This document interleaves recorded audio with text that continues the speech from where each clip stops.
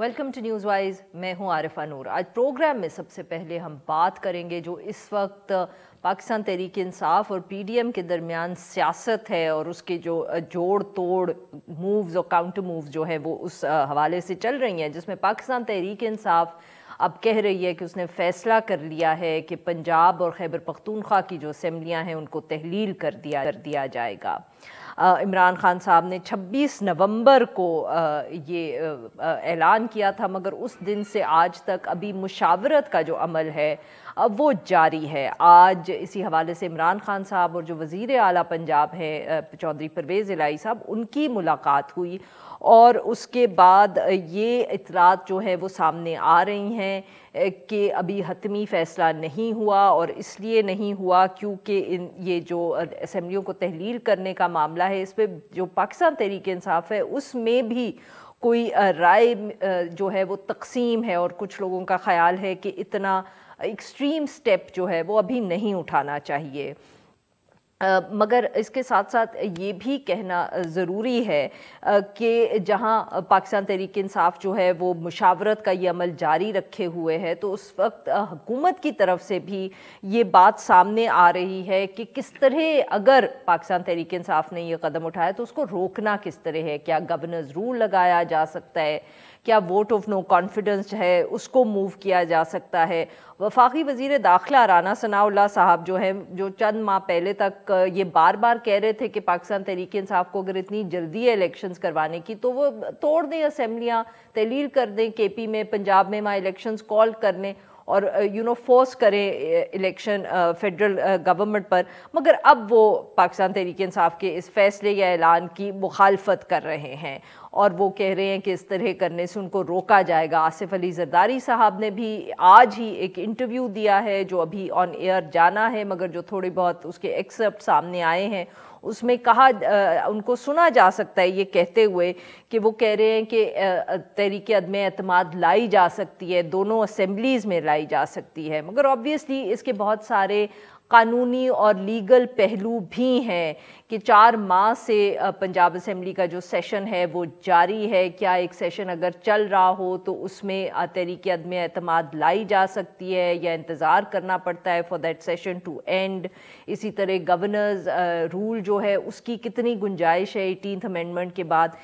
तो इन सारे जो लीगल और कॉन्स्टिट्यूशनल एंगल्स हैं इसके, उस पर बात करने के लिए आज हमारे साथ मौजूद है अहमद बिलाल महबूब साहब, सरबराह हैं पिलडैट के, और हमारे साथ मौजूद हैं शाह खावर साहब, माहिर कानून हैं। इन दोनों से हम गुफ्तगू करेंगे। Welcome to the show gentleman.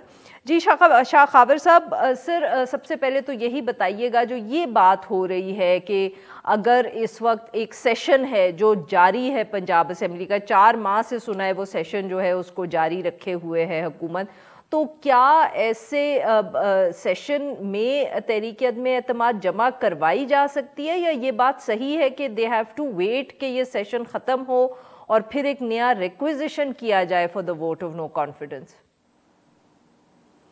जी आरफा, ये बात जो है ये बहुत ज़्यादा की जा रही है और ये भी एक तासुर है कि जो पंजाब असम्बली का इजलास काफ़ी अरसे से जो है वो जारी है, वो प्रोरोग नहीं हुआ, तो उसका मतलब ये है कि वो इसलिए है कि उस पर जो वज़ीर आला के ख़िलाफ़ अदम एतमाद की करारदाद ना आ जाए या वो जो मूव ना टेबल हो जाए।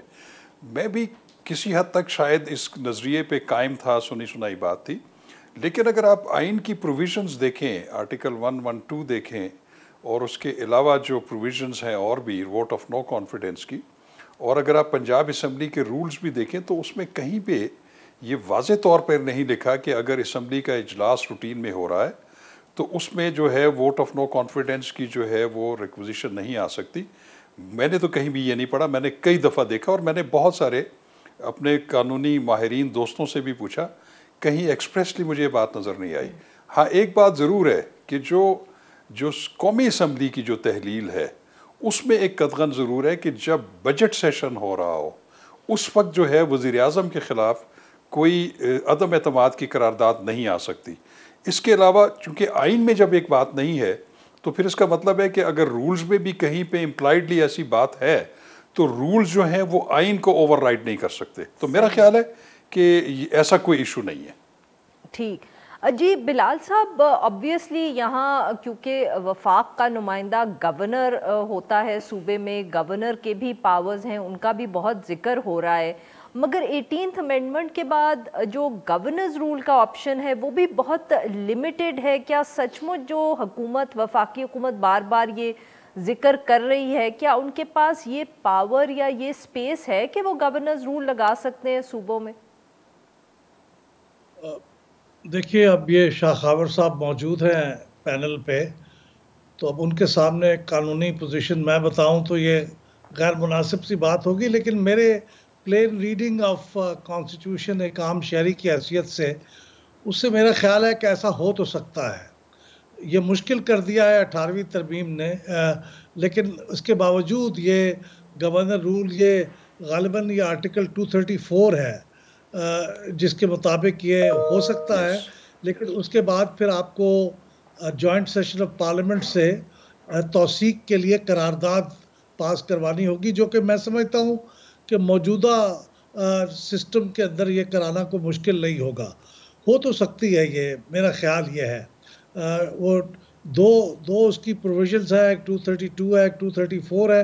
232 के तहत भी हो सकती है मेरे ख्याल में, शाखावर साहब मुझे करेक्ट करेंगे। उसमें फिर ये होता है कि मुतल्लिका असम्बली से करारदाद पास करवाना लाजमी होती है 232 में, लेकिन वो अगर मैं उस सूरत में सोच रहा था फिजिबल होगी अगर ये इस्तीफ़े दे देते हैं असम्बलियों से, लेकिन अब चूँकि ये डिसोल्यूशन की तरफ जा रहे हैं, इस्तीफ़े की बात नहीं कर रहे हैं, तो फिर शायद वो असम्बलियों से, लेकिन उसमें भी ये प्रोविज़न मौजूद है कि प्रेसिडेंट ऑन हिज ओन ये कर सकता है। लेकिन सवाल ये है कि क्या प्रेसिडेंट जो है वो भी आराम से वज़ीर आज़म साहब की एडवाइस कबूल कर लेंगे, तो उसके अंदर वो भी रुकावट होगी। तो मेरे ख्याल में जो ऑप्शंस अवेलेबल है PMLN लेड कोalition के पास, उसमें गालिबन ये सबसे आखिर में आती है गवर्नर्स रूल की ऑप्शन। पहले वो शायद गवर्नर की तरफ से ये कोशिश करेंगे कि वो वोट ऑफ कॉन्फिडेंस के लिए कहें चीफ मिनिस्टर को, क्योंकि वो सूरत में सही मेजॉरिटी का सबूत देने का जो जिम्मेदारी है वो चीफ मिनिस्टर पे होगी। और उसमें अगर कुछ मेंबर भी, ख़ासतौर पे पंजाब में 2-4 मेंबर इधर उधर हो जाए, एब्सेंट हो जाएं, तो शायद ये प्रॉब्लम हो सकता है उनको। तो गालिबन वो ट्राई करेंगे। वोट ऑफ नो कॉन्फिडेंस की ऑप्शन तो वो सिर्फ इस हद तक करेंगे कि असम्बली की तहलील को रोका जा सके उसके ज़रिए से।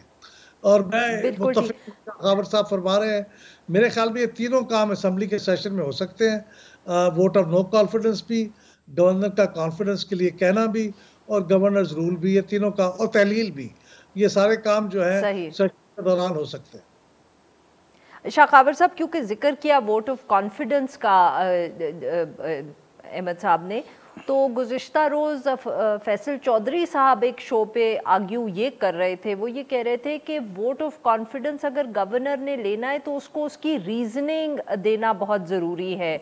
अब एक सवेरे उठ के ऑन अ विम, जिसको हम अंग्रेज़ी में कहते हैं, कोई गवर्नर भी वोट ऑफ कॉन्फिडेंस नहीं कह सकता, कोई वजूहात उनको रीजनिंग देनी पड़ती है इन राइटिंग। क्या सर आप इससे इत्तेफाक करेंगे? जी आरफा, बिल्कुल मैं इससे इत्तेफाक करूँगा। ये कोई ऐसी पावर नहीं है या ऐसा एक इख्तियार नहीं है जिसको वैसे ही बिला वजह एक्सरसाइज किया जाए। हाँ, ऐसी सूरत अगर हो जाए कि अगर ट्रेजरी बेंचेस की एक मखसूस तादाद है और उसमें से एक रीज़नेबल तादाद जो है वो इस्तीफ़े दे दिए उन्होंने, जैसे पंजाब असम्बली है, उसमें अगर 10-12 लोग रिज़ाइन कर जाते हैं PTI के या जो ट्रेजरी बेंचेस के, तो फिर ये एक जवाज़ हो सकता है गवर्नर के पास कि गवर्नर फिर चीफ मिनिस्टर को ये कह सकते हैं कि मेरी दानिश में आप जो है वो जो हाउस का एतमाद खो चुके हैं, तो आप वोट ऑफ कॉन्फिडेंस लें। तो बिल्कुल उस सूरत में हो सकती है, लेकिन बिल्कुल एक रन ऑफ द मिल ऐसा कोई ऑर्डर नहीं पास हो सकता है या ऐसा नहीं कहा जा सकता। उसके पीछे रीजनिंग ज़रूरी है। अगर आप मुझे इजाज़त दें तो जैसे अभी अहमद बिलाल महबूब साहब ने आर्टिकल 332 का और 334 का जिक्र किया, ये थोड़ा सा बिल्कुल दोनों प्रोविजंस मौजूद हैं। जो 332 के तहत इमरजेंसी जो नाफिज होती है वो होती है in case of war and internal disturbances, और इंटरनल डिस्टर्बेंसेस की वजह तब हो सकती है कि उसमें दो सूरतें हैं कि अगर उसी असम्बली ने एक करारदाद के ज़रिए अक्सरियत से ये रिकमेंड कर दिया हो कि यहाँ पे जो है इमरजेंसी इम्पोज कर दी जाए, या दूसरी सूरत में अगर सदर खुद ये करते हैं अपने तौर पे, तो वो 10 दिन के अंदर अंदर उनको joint session of the house से उसकी मंजूरी लेनी पड़ती है, और एक ऐसी मंजूरी हो जाए तो फिर वो मुल्क में इमरजेंसी नाफिज हो जाती है। फिर उस सूरत में आपके फंडामेंटल राइट्स जो हैं वो सलब हो जाते हैं, बहुत सारी चीज़ें मुअत्तल हो जाती हैं, और जो सूबाई असम्बलियों की जो कानून साजी का इख्तियार है वो फेडरल के पास चला जाता है। और जो दूसरी सूरत है जो कि जिसको आप गवर्नर राज कहते हैं, आर्टिकल 234 के तहत, उसमें भी दो सूरतें हैं। एक ये है कि अगर गवर्नर रिपोर्ट करे और प्रेसिडेंट सेटिस्फाइड हो कि गवर्नर की रिपोर्ट के नतीजे में एक सूबाई हुकूमत जो है वो अपने आइन में रहते हुए अपना किरदार या गवर्नेंस करने में नाकाम हो गई है, तो फिर वो प्रेसिडेंट उस सूबे में जो है अस खुद इख्तियार ले सकते हैं एग्जीक्यूटिव का, या गवर्नर को नॉमिनेट कर सकते हैं, लेकिन उसमें जो है वो स्वाबदीदी इख्तियार है सदर का। दूसरी सूरत ये हो सकती है कि अगर पार्लियामेंट के दोनों हाउस अलग अलग एक करारदाद के ज़रिए ये करारदाद पास कर दें अक्सरियत से कि किसी सूबे की जो हुकूमत है वो आइन के मुताबिक नहीं चलाई जा रही, तो वो जब सदर को सिफारिश करेंगे तो फिर वहाँ पे 2 महीने के लिए एमरजेंसी जो है वो बिल्कुल नाफिज हो जाएगी, जिसकी मुद्दत 6 माह तक हो सकती है, और हर 2 माह के बाद जो है वो joint session of the house उसकी मंजूरी दे सकता है। तो ये इन दोनों में फ़र्क है जी। सही। अहमद साहब, शाह खबर साहब की अगर मैं बात जो उन्होंने अभी जिक्र किया कि इमरजेंसी किस तरह लग सकती है, प्रेसिडेंट किस तरह गवर्नर्स रूल लगा सकते हैं, सजेस्ट कर सकते हैं, पार्लियामेंट का क्या रोल है, सर उससे तो लगता है कि क्योंकि हर चीज़ का एक एक कॉन्टेक्स्ट है कि हुकूमत जो है वो आईनी किरदार नहीं अदा कर ली, वो नाकाम हो गई, तो ये भी तो चांस हो सकता है कि सर कि ऐसे सिचुएशन में ये मामला कोर्ट में चला जाए कि जी इन्होंने तो जो रिक्वायरमेंट्स थी गवर्नर्स रूल लगाने की या असेंबली से वो इमरजेंसी इम्पोज करने की वो पूरी नहीं की। जी बिल्कुल जा सकता है, बल्कि पाकिस्तान में जब जब ये गवर्नर रूल लगाने की कोशिशें हुई हैं वो हमेशा पार्लियामेंट वो अदालतों में चैलेंज हुई हैं, उस पर कभी कामयाबी भी हुई है और कभी नाकामी भी हुई है। इसलिए ये आप सही कह रही हैं, ये भी इम्कान है। लेकिन दूसरी जो बात जिसका ज़्यादा फिक्र होनी चाहिए, चूँकि ये पॉलिटिशियंस हैं, पॉलिटिकल गवर्नमेंट है, तो उनको ये होना चाहिए कि अवामी राय आमा पे इसका क्या असर होगा। मैं समझता हूँ ये पहले ही एक हमाकत कर चुके हैं वोट ऑफ नो कॉन्फिडेंस की शक्ल में। उसमें मैं समझता हूँ कि कोई भी पॉलिटिकली सेन ये एडवाइस ये नहीं कह रही थी कि वोट ऑफ नो कॉन्फिडेंस करें, जबकि 3.5 साल गुजर गए हों। तो उन्होंने ये करके इमरान खान को सर अब वफाकी हुकूमत की बात कर रहे हैं आप यहाँ? वफाकी हुकूमत तो पॉलिटिकल उनको एक नई जिंदगी दी, इमरान खान साहब की पॉपुलैरिटी में इजाफे का मूजब बने, और आज जो खराबियाँ जो प्रॉब्लम्स वो फेस कर रहे हैं उसकी एक बड़ी वजह यह है कि उन्होंने ये फैसला किया। अगर ये फैसला ना करते तो इमरान खान साहब की मकबूलियत का ग्राफ नीचे जा रहा था। और अब अगर ये गवर्नर रूल लगाने की गलती करेंगे तो मेरे ख्याल में इमरान खान साहब की मकबूलियत में मज़ीद इजाफा होगा, और अगर उनकी मकबूलियत कुछ कम भी हुई है 1-2 स्कैंडल्स के हवाले से, तो वो फिर वो दोबारा रिकवर करेगी। इसलिए मेरे ख्याल में बहुत एहतियात से सोचेंगे ये बात कि गवर्नर रूल लगाने की कोशिश करें। लेकिन ये बात तो सर क्या मैं ये समझूं कि आप ये कह रहे हैं कि वो इमरान खान साहब को ना रोकें और असेंबलियां तहलील करने दें, सियासी अगर आप मतलब एडवाइस दे रहे हैं तो? पिछले 2 दिन में अगर आप देखें तो मुस्लिम लीग नवाज के और बल्कि पीडीएम के बयानिए में कुछ तब्दीली आई है। पहले तो वो ये मुसलसल कह रहे थे और एक लग रहा था कि वो बहुत परेशान है कि असम्बलियाँ टूटेंगी, तो उन्हें असम्बलियों के टूटने को रोकना है, उनका टोटल फोकस उस पर था। लेकिन मेरा ख्याल है अब कोई थोड़े से उनके नर्व्स बहाल हुए हैं। अब वो ये कह रहे हैं कि हमें कोई परवाह नहीं है, वो अगर ये 2 असम्बलियाँ तोड़ देते हैं तो तोड़ दें, उसके इलेक्शन हो जाएंगे और हमारे अपने इलेक्शन अपने वक्त पे होंगे। उनका ये बयानिया जो है मेरे ख्याल में ये ज़्यादा समझदारी की बात है। उसकी वजह से कि इमरान खान साहब को क्या फ़ायदा होगा, ये 2 असम्बलियाँ डिज़ोल्व करके वो दोबारा इलेक्शन लड़ेंगे, वो असम्बलियों में आ जाएंगे दोबारा, बस यही होगा ना, पहले भी हुकूमत में तैयाब आ जाएंगे। तो सर वेरी क्विकली अहमद साहब यहाँ एक और सवाल आपसे before I go to Shah Khawar साहब, वेरी क्विकली सर ये बताइए, जो ये आर्ग्यूमेंट होता है कि जी अगर वो जीत गए पंजाब में दोबारा और केपी में, तो फिर जब जनरल इलेक्शंस होंगे तो उनकी हुकूमत बैठी होगी, उनको एक एडेड एडवांटेज होगा। या मुझसे पूछ रहे हैं, नहीं, एडिड एडवांटेज तो जी। होने का इम्कान है, लेकिन आप ये देखिए ना कि ये इसके नतीजे में उस वक्त कुछ आईनी सवालात भी पैदा हो जाएंगे। केयर टेकर गवर्नमेंट का जो मंशा है, मेरे ख्याल में वो भी पूरा नहीं होगा उस वक्त जब अक्टूबर में या जब भी इलेक्शन होंगे उस वक्त, क्योंकि ये सूबाई हुकूमतें मौजूद होंगी और पॉलिटिकल हुकूमतें होंगी, ये पूरी तरह इन्फ्लुएंस करेंगी 70% पॉपुलेशन सही। के ऊपर, तो कोई रोकने का रास्ता नहीं होगा। तो एक वो जो बिल्कुल ठीक। गवर्नमेंट की प्रोविजन है उस पर असर होगा उसका। बिल्कुल। शाह खावर साहब, सर वक्त ज़रा कम है, ये बताइएगा कि अगर वोट ऑफ नो कॉन्फिडेंस इस वक्त पीडीएम मूव करती है पंजाब और केपी असेंबली में, पंजाब असेंबली में ख़ास तौर पे, सर वही वोटिंग के ऊपर कोई ख़ास फ़र्क पड़ेगा? बिकॉज अगेन सुप्रीम कोर्ट की भी जो रूलिंग आई हुई है to vote against the party, क्या पीटीआई के लिए मसला होगा? मेरा ख्याल है कि वोट ऑफ नो कॉन्फिडेंस का फिनोमेना भी काफ़ी मुश्किल हो गया है, ख़ास तौर पे जब सुप्रीम कोर्ट की वो एक अक्सरियती जजमेंट आई है 3-2 की अक्सरियत से। उसमें तो उन्होंने एक बिल्कुल ये होल्ड कर दिया है कि कोई भी अपनी पार्लिमानी पार्टी की जो डायरेक्शन है उसके अगेंस्ट वोट नहीं कर सकता।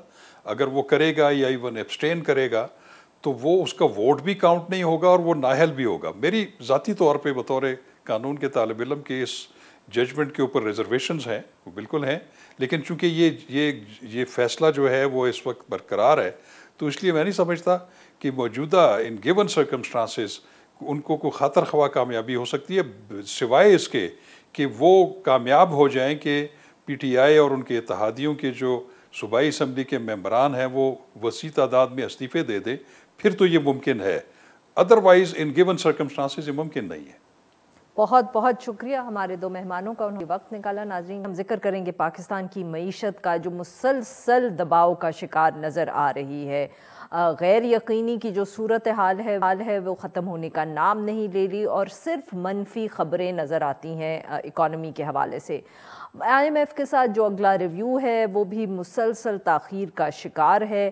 मीडिया रिपोर्ट्स के मुताबिक IMF की जो ये कंडीशन है कि 800 अरब से ज़्यादा के जो टैक्सेस हैं वो पाकिस्तान ने ना सिर्फ लगाने हैं बल्कि जो उसका एक पाथ है, रोड मैप है, वो भी IMF के साथ शेयर करना है। ये अभी इस पर कोई प्रोग्रेस नहीं हुआ, इसकी वजह से जो रिव्यू है वो डिले हुआ है। साथ में महंगाई जो है वो 30% से ऊपर बताई जा रही है। डॉलर्स के हवाले से भी एक सीरियस मसला मुल्क में नज़र आ रहा है, क्योंकि कहा जा रहा है कि वो क्योंकि सुकूक बॉन्ड्स की पेमेंट करनी है इस महीने, तो उसकी वजह से डॉलर्स की भी शॉर्टेज है। बार बार डिफ़ॉल्ट का जिक्र हो रहा है। वफाकी वज़ीर ख़जाना इसहाक़ डार साहब जितना उसको डिनाई करें, बहस जो है वो अभी भी डिफ़ॉल्ट के गिर्द ही घूम रही है। इस सारे मामले पे गुफ्तगू करने के लिए आज हमारे साथ मौजूद हैं मुज़म्मिल असलम साहब, मुआशी तर्जुमान हैं पाकिस्तान तहरीक इंसाफ, और हमारे साथ मौजूद हैं डॉक्टर खाकान साहब, साबिक मुशीर हैं वजारत ख़जाना के और माहिर मुआशियात। Welcome to the show gentleman. जी डॉक्टर खाकान, आपसे पहले गुफ्तगू का आगाज़ करेंगे। डॉक्टर साहब, आप किस तरह देख रहे हैं सारी सिचुएशन को? जैसे अभी थोड़ी देर पहले हम बात कर ही रहे थे, आप कि आप जब भी हमारे शो पे आते हैं तो इट सीम्स एज इफ सूरत हाल पिछली दफ़े से ज़रा ज़्यादा ही कोई सीरियस लग रही होती है। There is never any good news to be shared on this front. बिस्मिल्लाहिर्रहमानिर्रहीम। आरफा साहब, always my pleasure to be on your show. देखें, मैं तो बहुत क्लियर हूं, पाकिस्तान एक डॉलर लिक्विडिटी क्रंच में है, इसको समझ लेना चाहिए।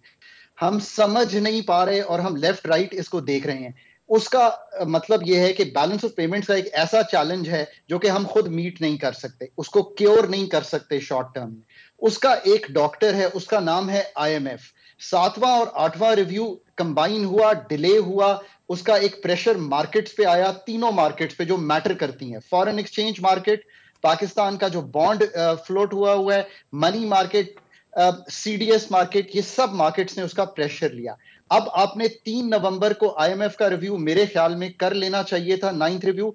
पाकिस्तान के लिए मतलब विद ऑल माय हार्ट मैं ये कहूंगा कि इससे इंपॉर्टेंट कोई चीज नहीं है कि IMF एज एन एंकर आपके पास मौजूद रहे।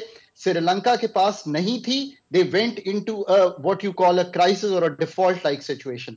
अगर ये होगी तो आपके फंड फ्लोज इंश्योर्ड रहेंगे और आप FY23 अनस्केथ्ड गुजारेंगे।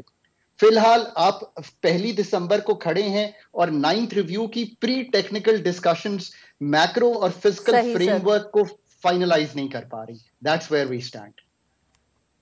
बिल्कुल जी। मुजम्मिल साहब, आप इस सूरत हाल को किस तरह देख रहे हैं? बिकॉज ऑब्वियसली पाकिस्तान तहरीक इंसाफ तो मुझे लगता है आपका ऑब्वियसली एक सियासी व्यू पॉइंट भी है उसके ऊपर, बट आप भी उसको ज़रा ज़्यादा ही कोई डूम्सडे सिनारियो पेंट कर रहे हैं कि डिफ़ॉल्ट अब हो चुका है, टेक्निकल डिफ़ॉल्ट हो गया है और मान नहीं रही हुकूमत। देखिए आरिफा, इस चीज को आप एज अ सहाफी बहुत अच्छी तरह समझेंगी। अगर आपकी तनख्वाह आपके वक्त पे ना मिले तो आपका इदारा डिफॉल्ट है।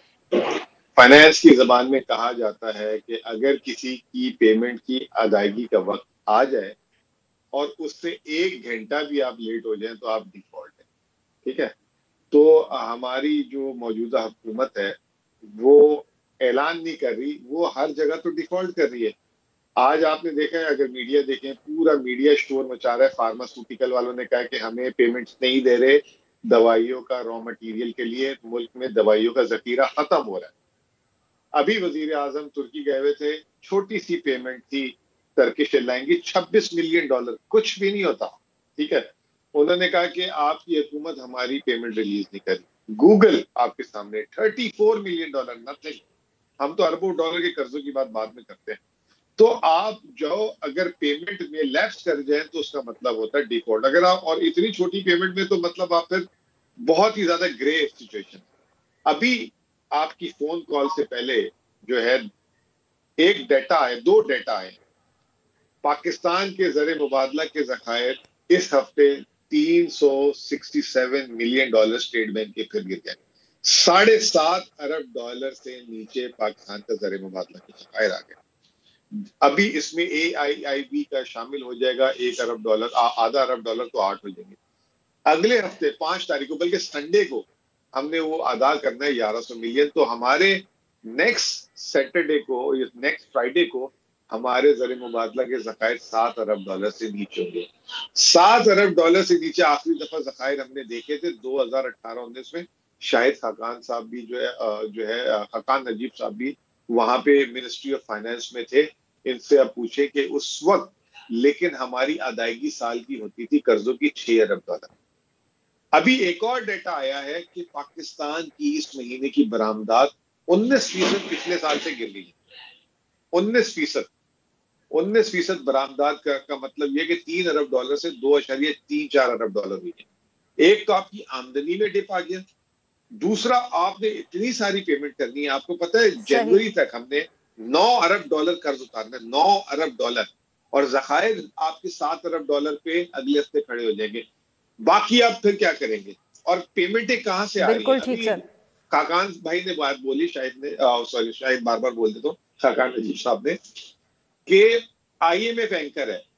अब IMF से बात भी आगे निकल गई। IMF आपको $1.25 अरब दे देगा। सही। नहीं, थैंक यू। बस मैं वो आपने जो एक एहसन इकबाल साहब का स्टेटमेंट सुनाया था, अगर वो आज का था तो मैं यही कहूंगा कि थोड़ी सी उनको अपनी रिस्पेक्ट का ख्याल रखना चाहिए। डॉक्टर खाकान नजीब भी आपके साथ बैठे हुए हैं। डॉक्टर साहब, ये जो मार्च अप्रैल में अगर पाकिस्तान, ये जो आज का पाकिस्तान है, अगर ये खुदा के वास्ते मार्च अप्रैल वाला पाकिस्तान दे देना तो पाकिस्तान जन्नत लगेगी। इस वक्त लोगों के मुंह से बदवाएं निकल रही, और ये जो कह रहे हैं कि उस वक्त 2 हफ्ते और 4 हफ्ते की शर्तें लग रही थी, किस मुंह से झूठ बोलते हैं? ये $11.5 अरब के जखायर थे और आज $7.5 अरब के जखायर है। उस वक्त बरामदात क्या थी, उस वक्त ग्रोथ क्या थी, उस वक्त आपका कोई एक रीपेमेंट में बात नहीं थी, किसी ने आपकी रेटिंग डाउनग्रेड नहीं की थी। जिस दिन इनकी हुकूमत आई उसके बाद हुई, क्रेडिट डिफॉल्ट स्वैप इनका बाहर हो गया।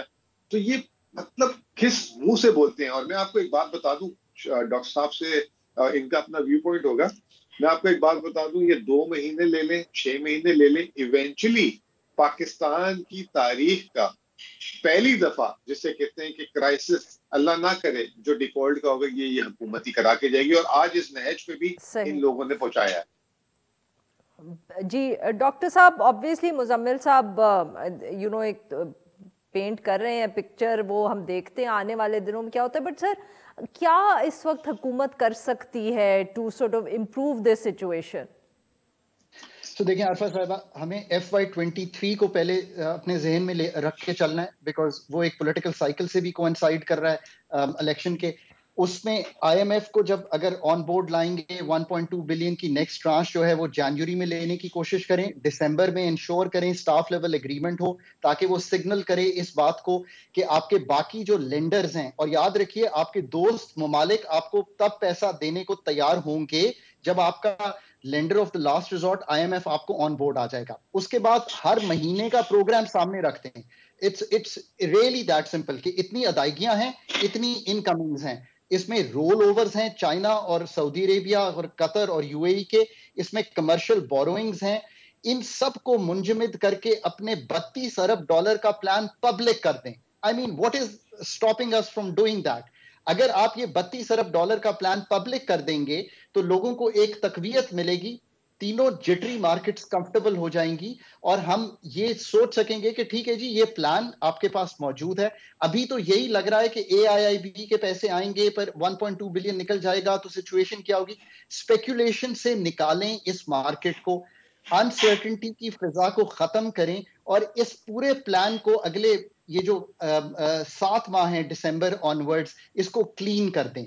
उसके बाद जो दूसरी चीज है, फॉर गॉड से कंजर्वेशन ऑफ एनर्जी करें आफा साहिबा, सो दैट इंपोर्ट बिल टूटे। रशिया से डॉक्टर साहब तेल ला वक्त के जरा ये कम है, बात मुजम्मिल बनेगी। साहब को यहाँ 30 सेकंड देना चाहती हूँ कि वो भी कुछ ऐड करना चाहे। कंजर्वेशन ऑफ एनर्जी पे बात की है मुजम्मिल साहब, if you can quickly add something here, 30 seconds. I think मेरा अपना ख्याल ये है कि दे नीड टू रिव्यू और एक प्लान, इकोनॉमिक प्लान के साथ आ जाए। 8 महीने हो गए, अभी तक इनका प्लान सामने नहीं है। अगर प्लान सामने आ जाएगा तो मार्केट कंफर्टेबल हो जाएंगी, वरना मार्केट इस वक्त फाइनेंस मिनिस्टर हमारे आ चुके हुए दुआओं पे, और उन्होंने कल कह भी दिए कि दुआ करें। जब वैसे तो दुआएं बहुत अच्छी चीज है, हर अच्छे बुरे वक्त में करनी चाहिए, लेकिन अगर फाइनेंस मिनिस्टर ये कहे कि दुआ करें तो इसका मतलब दाल में बहुत काला है जो सामने नहीं आ रहा। बहुत बहुत शुक्रिया हमारे दो मेहमानों का, हमारे लिए वक्त निकाला। नाज़रीन यहाँ पे आज के लिए बस इतना ही। We'll be back tomorrow at the same time.